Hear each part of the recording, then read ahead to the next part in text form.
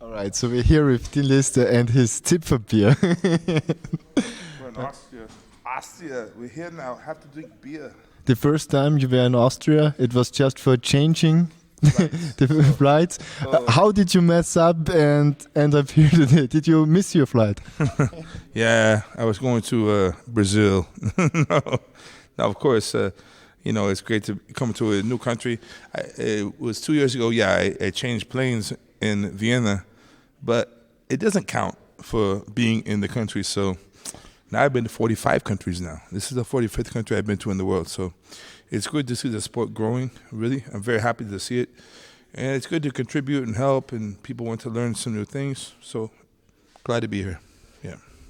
You had a very inspiring story for people who just start out, maybe don't have the best possibilities to train. Would you mention that again? It was really inspiring. Oh, you mean about what USA and Brazil and okay, yes, okay. So I've been all around Europe, beautiful Europe. I love Europe, but a lot of young fighters from, Poland or England or France, they'll ask me the same question. They'll say, you're from California and you guys have a lot of experience. In Brazil, they're good. Do you think I could be a champion one day? And I say, yes, of course you can. They go, well, how? I go, you can do it. You just have to find the way. You have to work hard. You have to find the correct coach, believe in yourself. And the reason I tell this story is it's true. When I was young, it's a very true story. And I forget the guy's name, but when I was like 19 years old, at that time, Brazil was so high above USA in jiu-jitsu. There were only 8 or 9 or 10 American black belts. So a black belt was like, if you see a black belt, a Brazilian, that was like a famous person actually, So my first tournament ever, it was in Los Angeles. I took second. I didn't win that tournament. I took second. It was my first tournament. So I did okay. Afterwards, I went to one of the American black belts. I remember he had red hair, and he was one of the 10 American black belts. So for me, I look up to him like, he's a black belt, I'm a blue belt, And I asked him, I said, the Brazilians, they're so good, man, they're so good, Is there any chance, me as an American, like, do you think one day I could beat them? And he said, I can't believe this. He said, no, they're too good. They've been training since they were 5 years old. And he goes, how old are you? I said, I'm 19. He goes, you're 19, They were training since they were 5 years old. You just started, this year? Yeah, this year I was training. And he goes, yeah, they're too good, They have a lot of experience.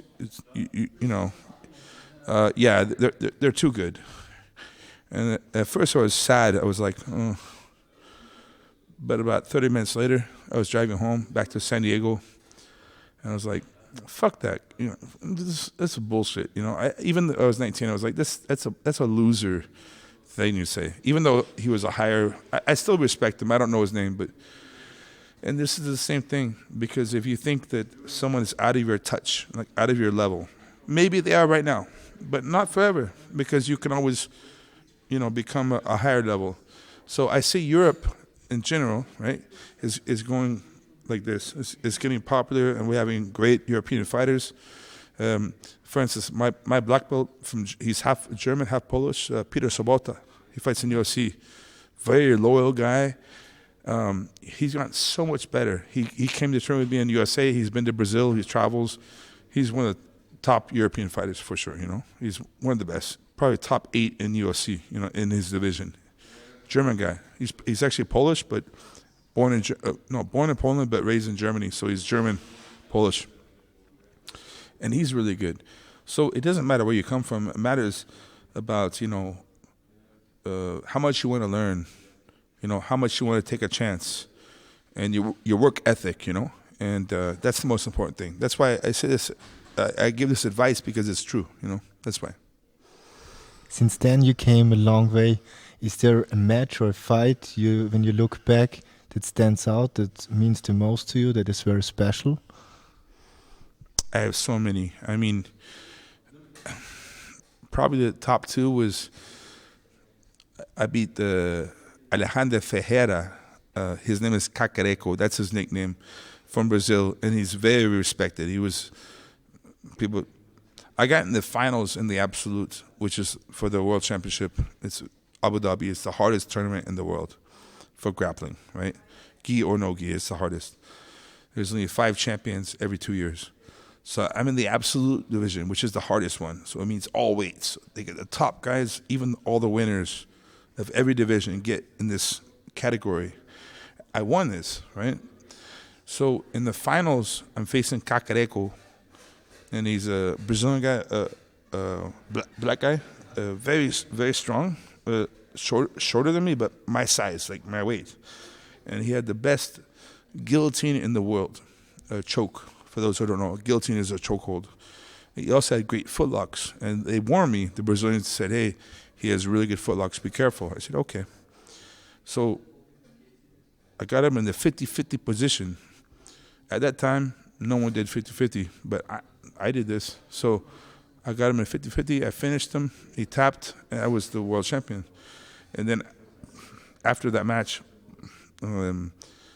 many of the older Brazilian people, coaches, they were angry. Like, you know, this guy's coming down here with this bullshit that's not jiu-jitsu.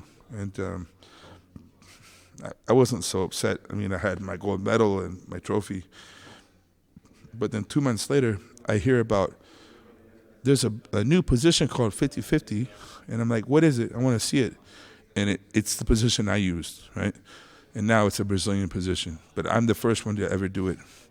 Maybe not in the history. Maybe in Greece, ancient Greece. I'm sure someone's done it, but no one taught it to me. You know, it's something I do. And now it's a normal position in jiu-jitsu. I'm the first person to do that. So for me, that was like the first time I had to take some belief in myself and do something that no one ever had done before, a new position. And I won because of this. And that was probably the best day of my life, I would say. The best day of my life. I was very happy. Good day. In an interview, you said you came to martial arts because of your fear to get into fights. And you compared that to a mountain climber, a friend of yours, who is afraid of heights. Oh, yeah, it's true. How did this fear change you? How did the training change that fear, or how you handled that fear? I don't want to say fear. I mean, you can maybe you could use that word, but it's something I accepted. You know, I'm getting into fights. I grew up in Panama, of course, that's Central America. But this is during the time 1989. USA had a little war, or actually an invasion. USA, we lost like 20 people, 20 right?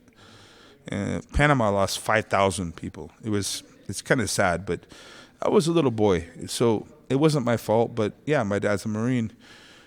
My dad's a great man, a great person. But because I was there, I got in fights. Like, I'm 13 years old. I'm not 5 years old. So when you're 13, I was having these like 15-year-old older guys, you know, wanted to fight me all the time. Sometimes it was two guys would fight me.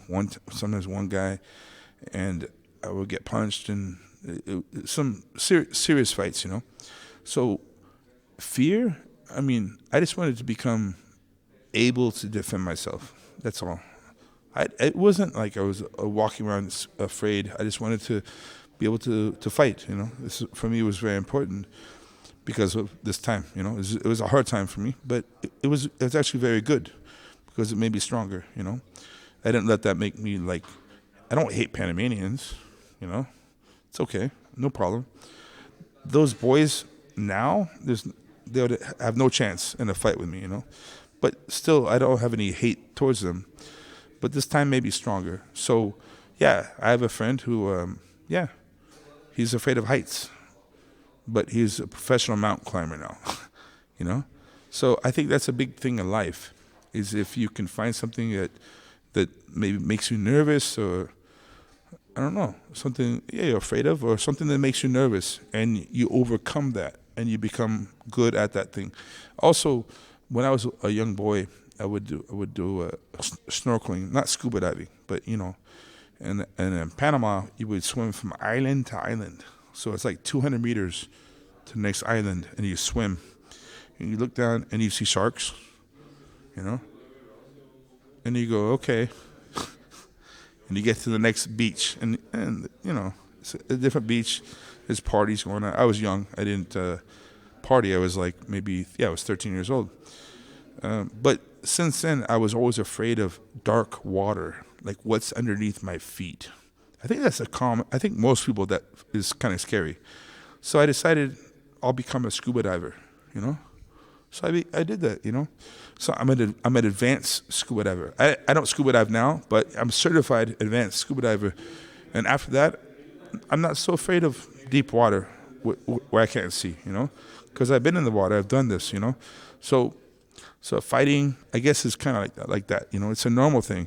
If someone wants to fight you, it's common to have nerves and be like, oh, something's going to happen. But if you're around this situation a lot, you get used to it and you relax and you accept it, right? And you deal with it. Like you could respond well if you know what you're doing. And usually, even in fights, like maybe not professional fights, outside somewhere, I'll talk people out of fighting me. I don't want to fight everyone. There's no reason. Maybe I get in trouble. Maybe someone gets hurt really bad. It's not worth it. So with experience, you learn how to use your discipline in a good way. So I try not to fight if I can, really. I'm good at about stopping fights, actually. But if I have to fight, I have to fight, It's okay. But for some reason, most people don't try to fight me. So, it's not a big problem for me anymore. I'm not small. I used to be small. I'm not small anymore. It might be because they call you the boogeyman. How did you actually get this name?